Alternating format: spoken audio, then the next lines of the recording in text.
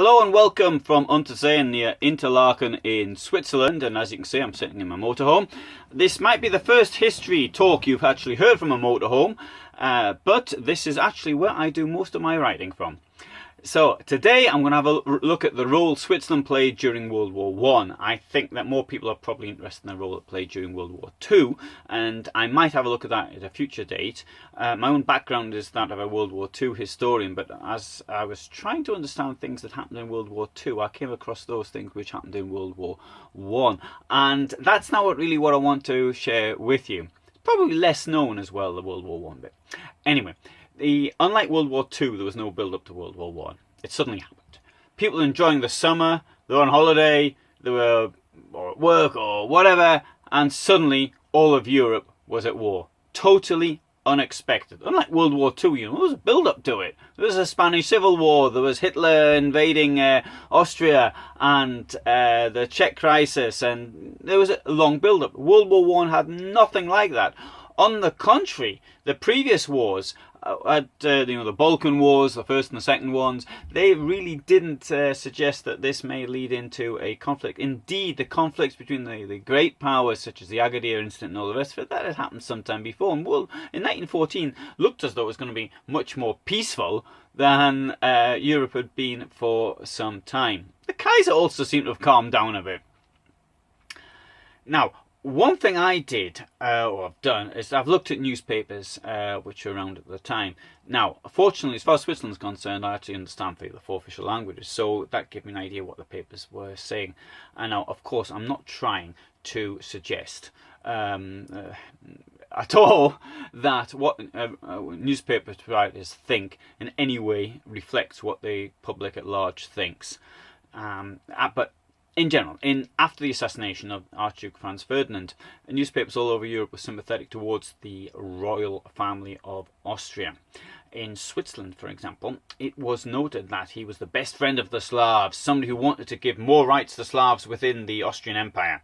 However, as Europe moved towards and into war, clear differences began to emerge within the newspapers. And for example, in the Italian language press, we can see them being very hostile towards the demands of Austria, suggesting that Austria is absolutely bent on war no matter what happens, which, as it happened, was the case. And this, I suppose, is really because the Italian language press sympathised with the claims of the Italian government to those parts of Austria which spoke Italian, and a large part of Austria spoke Italian, including its largest port and fourth largest city, which was Trieste. Into August 1914, massacres are occurring in Belgium, and the French language press is using very violent language to refer to the Germans. Words such as Bosch and Hun, whereas the German language press is largely, I would say, sympathetic towards the Kaiser, and it sees the Kaiser and the Germans as being somebody who is defending Europe from what they see to be the Russian menace. Now, what is clear is that the German-speaking majority in Switzerland generally favoured the Central Powers, where the French and Italian-speaking population sided with the Entente. Switzerland faced the power of being surrounded once the war began, so it had to come to some kind of understanding with its neighbours, and particularly Germany. And it's a mountainous country, but not so much in the north. It's pretty flat there, actually, and that's where most of the industry and population can be found. It's therefore most at risk from an attack from the north rather than the south, the east, or the west, where it is mountainous. Switzerland mobilised its army on the 1st of August 1914. Within 1 week, there were 220,000 men ready for action, and that's quite an achievement. Furthermore, another 200,000 reservists had been placed on standby. Switzerland had a population of 3.8 million in 1914. By comparison, Germany had 68 million, UK had 46 million, France 40 million. I think it's fair to say that with a population equivalent of Germany, this would mean, for example, 3.7 million men under arms, or in Britain 2.8 million men under arms, or a French army of 2.4 million already within 1 week. Now imagine the carnage that would have caused.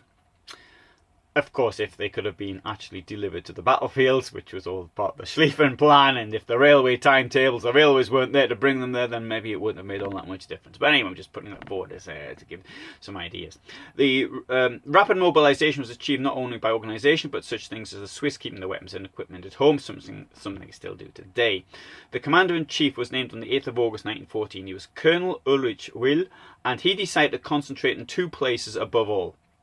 The first place was eastern Switzerland. It's a region called Engadin in the canton of Graubünden, and this is where the Austrian-Italian borders met at the time. I mean, it's Italy now. It's very mountainous, and it doesn't favour the attacker at all. So I can't see what he's putting troops there for. The second and largest concentration that was of 3 frontline divisions and 3 in reserve was in the Ajoie, or it's called Elsgau in German. It's a piece of northwestern Switzerland that juts out into France. Now, why would he put troops there? Well, I think this is a bit odd. The only conclusion I can come to is that Will expected a war with France. Now, he may have thought that either side could try to outflank the other by going through Switzerland, and that would have been logical by October 1914, but not in the first half of August. There was plenty of places to outflank the enemy in Belgium, in France, in Alsace-Lorraine, Germany, as it was there now. It doesn't make any sense. So the conclusion that I've come to is that you expect an attack on France. Indeed, some Swiss territory had been lost to Napoleon more than 100 years before. Now, Will was a Germanophile. He studied in Germany, based the Swiss army on Prussian traditions. He knew the Kaiser. The Swiss Federal Council, 7 people, 6 of them were German speakers. Only 1 was from France, nobody from Italy. And nobody Romansh speaking either, for that matter. On 15th of July 1915, Will proposed to the Swiss Federal Council that Switzerland join the war on Germany's side.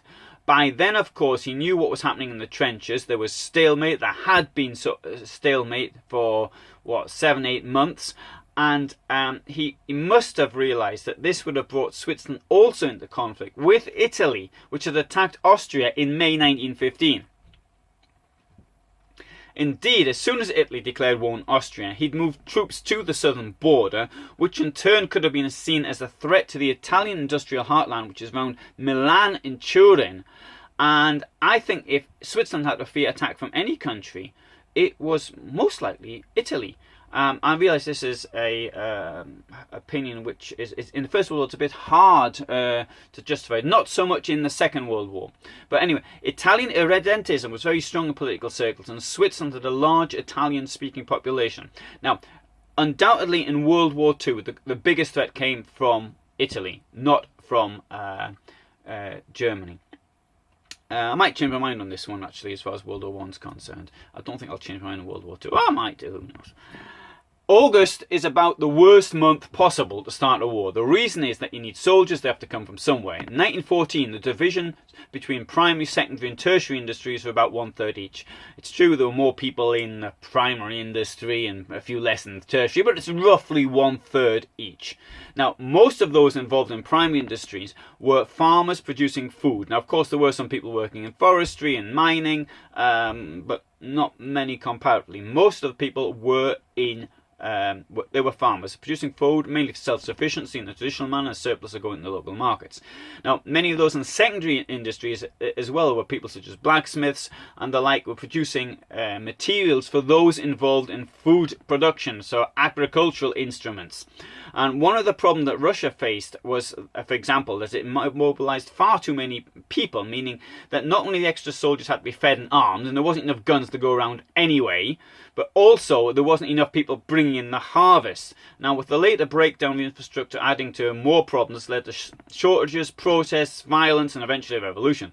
Now, Switzerland obviously had a similar problem, but once it was clear that it was not about to be attacked, then men were allowed to go home and get the harvest in. Now, Switzerland faced a number of serious strikes during the war. Often the base of them was not just the shortages which the war was responsible for, but also the requirement for men to be in the army, something they did not want to do. And the first men were released within weeks. So they went home, got the harvest in, and hopefully not too much of it was spoiled. Now, further demobilizations occurred, so much so that by November 1916, the Swiss only had 38,000 men in the army. Nonetheless, there was a perceived risk from France. I don't know if there was Will or other people trying to build up anti-French hatred or whatever for their own reasons. But this meant that more men had to be mobilised, went back into the army. By the end of 1916, once more there's 100,000 men under arms. As the tide of the war, however, turned in the favour of the Allies, 1918, demobilisations occurred, and by the time the armistice, there's only 12,500 men in the Swiss army. Now, the border of Switzerland was not crossed as much as it was in World War II. Of course, in World War II you had overflights and all the rest of it, which became quite important. I might do a video on that at a later date. But there were a lot of incidents, particularly on the Alpine border, where the Austrian and Italian lines met. Now, there was no advance at this part of the front. That doesn't mean to say they weren't shelling each other and shooting each other. Now, the Italian and Austrian border obviously changed at the end of the First World War, but the Swiss border is in exactly the same position. And if you can see, if you find the Italian town of Bormio on a map, and then you go up a bit and slightly to the east, then you'll come to the Swiss border, which comes down like this. And at a place called the Dreisprachenpeak, that's the three languages peak. That's where the three languages, Italian, German, and Romansh, they all meet there. Now, to the east of this, there's a place called the Stelvio Pass, which incidentally seems quite interesting. It was built as a road by the Austrians in the 19th century. The then province of Lombardy, then part of Austria, became part of Italy in the mid-19th century. And that linked it up to the Austrian heartland, so you didn't have to sort of go all the way around the Julian Alps. Anyway, so the Stelvio Pass has got 75 hairpin bends. And it was nominated by Top Gear to be the most exciting road for a sort of a driver that likes exciting roads in Europe. Although I think they've now changed it for road in Romania. I don't know if I'll be taking the van down there. I certainly wouldn't be taking the van down there in winter. But it is quite popular for cyclists. I don't think I'm up to actually cycling that anymore. Anyway, I'm coming off the point because, I'm more or less coming off the point because a thrilling road for drivers is a horrendous road for soldiers, and particularly if they come under fire, and particularly if there's snow and ice on it. Now, during World War I, both the Austrians and the Italians would fire over Swiss territory which was poorly marked, particularly in the stone. The frontier posts, where there were frontier posts, were only about 30 centimetres in height. And there was a Swiss hotel at the Dreisprachenpeak, and there was a frontier post, which I found in old pictures, drawings I should say. They were destroyed because shells fell short of where the position was, or was misunderstood, or what it was misunderstood. Anyway, Switzerland was a haven for refugees during the war. Many arrived from Belgium and the French-speaking part in 1914. And as well, Switzerland attracted those people who were opposed to the war. Indeed, two major conferences of anti-war socialists took place in Switzerland. The first was in Zimmerwald, which is near Bern. That happened in September 1915. And the second happened in Kiental, which is it's only about 20 kilometres or so from where I am now. And that happened on the 24th, 30th of April 1916. They were both attended by Switzerland's most famous political guest, Vladimir Lenin, who himself had been living in Austria when the war broke out. He'd been living in what is now Poland, and the Austrians sort of picked him up quite quickly as a potential spy, and anyway, convinced them he didn't like the Tsar at all, let him go, and he went to live in Zurich. Now, as soon as the revolution broke out, he got on a train to Germany, and there the German intelligence agency organised a sealed wagon for him and his mates, and they travelled across Germany to Stralsund in this sealed wagon. Sealed because they didn't want the revolutionaries speaking to anybody in Germany, and who can blame them for that if they wanted to win the war. Now, I think it's possible that the Swiss may have known about this. I'm not saying it's 100% certain, no, I don't think, but they must have been keeping an eye on Lenin and his mates, because there was about 30 of them living in Zurich, and it was potential trouble for the Swiss authorities. Indeed, when they had these conferences, it was widely, I wouldn't say advertised as such, because they said the conferences were going to take place in Holland, but they must have realised that, particularly after the materials that were published afterwards. So I think that they could have had something to do with it. Now, once they went from Stralsund, then they got on the ferry to Sweden, and then from Sweden they made their way to Russia, and to ferment revolution and take Russia out the war. But it wasn't just Lenin who wanted to take Russia out the war. In 1917, Arthur Hoffman, who was then he was a Swiss Federal Council. There's only 7 people on the Swiss Federal Council, like their parliament, so to speak, or cabinet, maybe is a better word. But anyway, let's call it the council. Now, he arranged for Robert Grimm. He was a Marxist Swiss politician. He was a trade union leader, and he arranged for him to travel to Russia to see if a separate peace between Germany and Russia could be arranged in the aftermath of the February Revolution. Now, Grimm had the bad luck to bump into the French Minister of Armaments when he was there, who obviously complained of the Russians. And so Grimm was pretending to be a representative of the Swiss government, which is not true, as Hoffman had forgotten to tell anybody else about it. And so Grimm was kicked out of Russia by the provisional government, and Hoffman had to resign from the council. Now, however, in the long term, it didn't do Grimm any harm at all, because he went on to be one of the leaders of the Swiss general strike, which happened a few days after the war ended. Okay, he ended up in prison as a result of that. But he became quite an important politician in Switzerland, particularly in the 1930s and the 1940s. And he died in 1958, and he remained a Marxist all his life. In fact, he was also against the Cold War. So I think he was a bit of a Stalin apologist later in life. Okay, I'm coming off the subject a bit, and no doubt people won't like me saying that. Anyway, so let's imagine for one moment that a separate peace could have been arranged. So you got all the Germans who are on the Eastern Front. Suddenly, where they're going to go? They're going to turn up on the Western Front. And all the Austrians who have been on the Eastern Front are going to appear on the Italian Front. Now, by March 1917, the Austrians had facing serious problems on the Carso and the Lower Isonzo, and these extra troops could easily have turned the war around. Indeed, in October 1917, when Austria was moving troops over, it almost knocked Italy out of the war in the aftermath of Caporetto. And I think had more German troops been available, had the season been better, because within days of Caporetto actually starting, it was already snowing, so that hampered the Central Powers. But the Italy was more or less knocked out, almost knocked out, I should say, of the war as a result of this battle. Now, one thing that happened was quite positive for Switzerland being in the position it was that it was able to accept 68,000 German, French and British POWs who had been wounded. Now, these were people who obviously captured in battle, but they may have had all sorts of problems.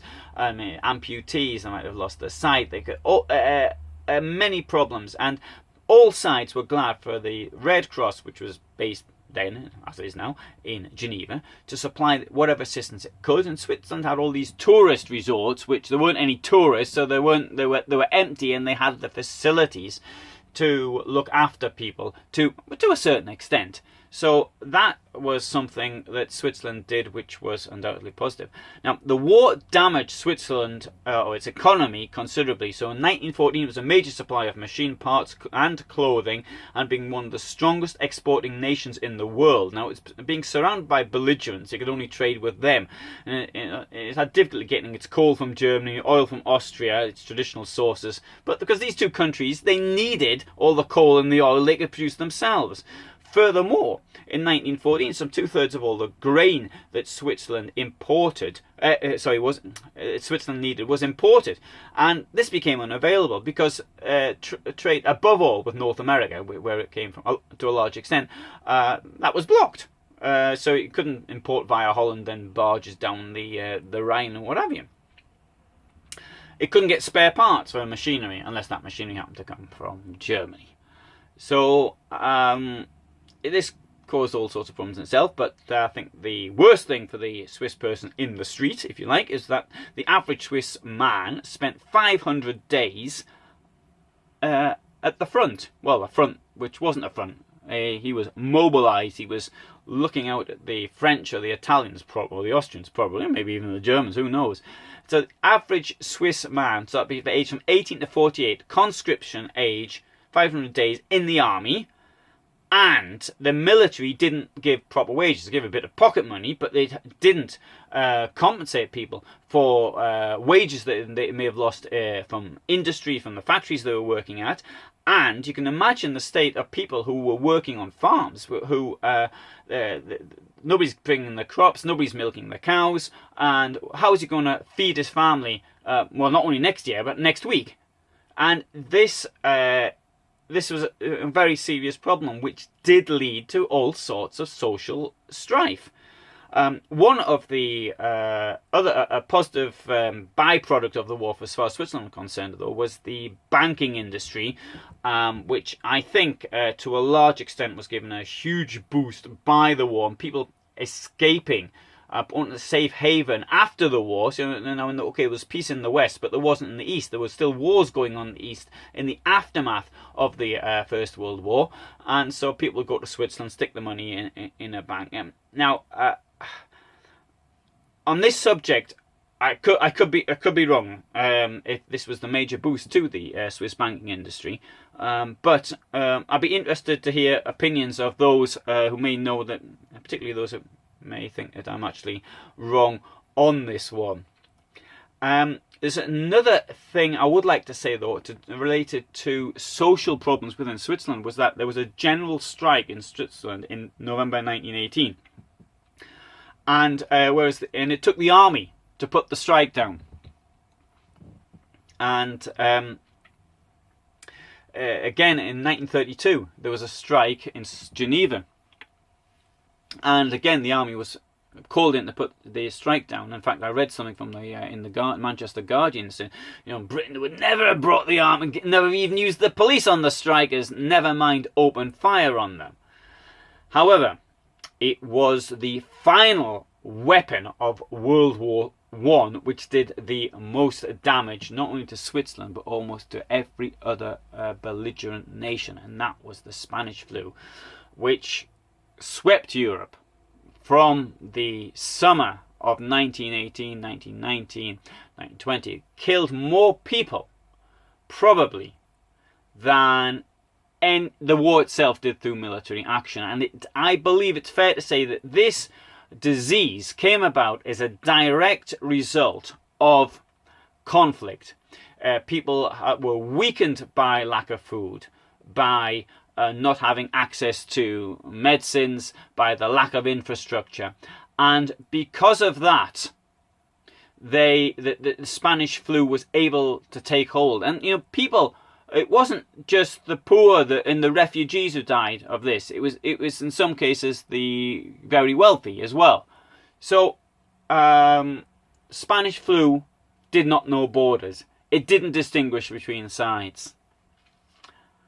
And one of the greatest pandemics of all time. Maybe it didn't quite have the effect of the Black Death, but we were probably, possibly looking at similar numbers of dead. Of course, there were far more people in Europe in the 20th century than there were in the 14th century.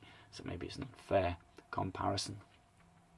Now, sometime in the future, I'm going to have a look at Switzerland in the Second World War, and I don't know when I'll do that. I'm now in Interlaken, and it's I did this because it was quite overcast outside. So I'll get this out of my system and talk about it. But now I've done that, I'm going out for a walk. Now to my right, I have Lake Thun, which Thun itself is an absolutely outstanding town. You can see I've did a film of it, and to my left, about 5 kilometers down that way, is Interlaken, and beyond that is Lake Brienz. And so it was being in Switzerland that gave me the urge to talk about this country. Now, if you want to see a film of Switzerland, you've got plenty of films about Switzerland. We tourist type things. And this is my motorhome, and if you're interested in motorhomes, have a look out on my website on that, and you've got plenty of films on motorhomes as well. So thank you very much for listening, and I hope I'll see you again, and subscribe.